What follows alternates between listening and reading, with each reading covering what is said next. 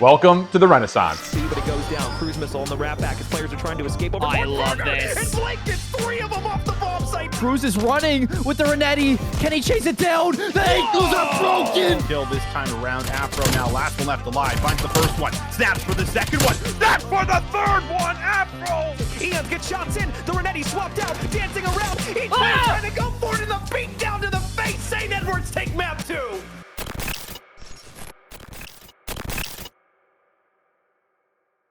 I'm Holdship, your new lead College CoD director and coordinator for the 2024-2025 season. And I'm really excited to start giving you guys the early details about what our spring season is going to look like. This upcoming year, I'm labeling as a bit of a renaissance because we're looking back into the most successful historical seasons the CCL has ever had, pulling some of those ideas into the new age, and then still finding ways to bring some fresh and innovative ideas into spaces that the CCL has never yet explored. So with that in mind, here's your competitive format for the spring 2025 regular season. Starting things off, your teams will register and find yourself put into one of 4 geographically located regions. We have the Northeast, the Southeast, the Midwest, and the West.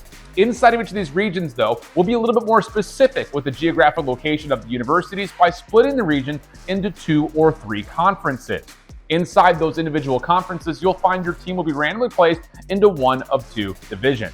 And this is where phase 1 of the regular season starts.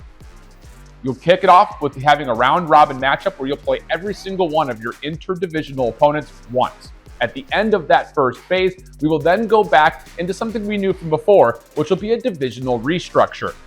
The top half of the standings from Division 1 will then be met with the top half of the Division 2 teams. If you find yourself off to a slower start and you finish in the bottom half of your division, no worries, the season isn't over yet, as you'll be restructured to play up against the bottom half of the standings in the other division. This is something that we saw happen very successfully in the Cold War and Vanguard years. We saw some of our most competitive matches. We also saw some of just the biggest overall organic growth the league has ever had. And I think this falls into 3 different categories. Number 1, it helps us kind of evaluate teams through the year. Instead of just having regional qualifiers at the beginning, where then that determines your skill set for the entirety of the year. If you are a stronger, better team, you're going to play up against better opponents as we dig deeper into the regular season. Whereas if you're a new program and you're trying to find ways to progress and learn, you'll have a space to do that with the second half becoming a little bit easier and a little bit more around where your competitive level is. This is definitely something that we're really excited to bring back to this overall year, and we hope that you guys will really enjoy that. But that's not all with conferences. This year, we're introducing something new that will hopefully hold teams to a higher standard throughout every single match they play. At the end of the regular season, we'll be highlighting the top 2 teams from every conference in a head-to-head battle in a best of 7 to determine who the conference champions will be.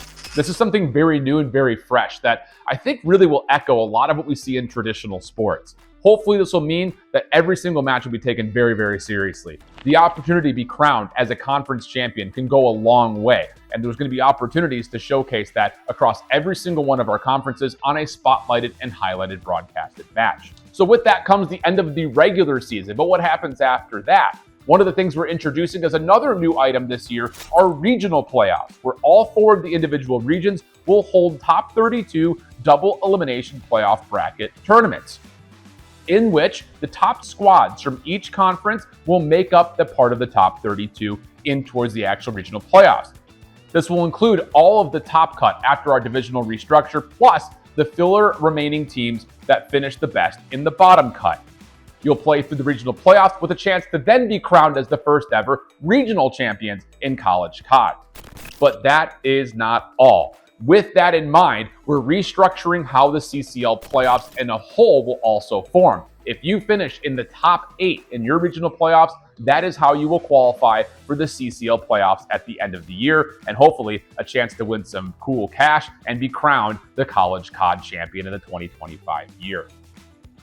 There's a lot of really interesting changes, but we really want to try to make more value come through the entirety of the year by highlighting specific conferences. And on top of that, still being able to showcase and spotlight the best teams inside of your region. Then, of course, the crown prize of them all is becoming a CCL champion, and that won't change. But we're doing away with things like regional qualifiers to start the year, and we're doing away with things like LCQs, so that way the season is a little bit more structured and easier to follow, so that way you're not wondering, did we make it, did we not? you're going to know immediately. So hopefully you guys enjoy the format. Registration is open now. So make sure you head over to the CCL Discord, get links over to the CCL League OS, and get registered for a heck of a year in the 2025 season.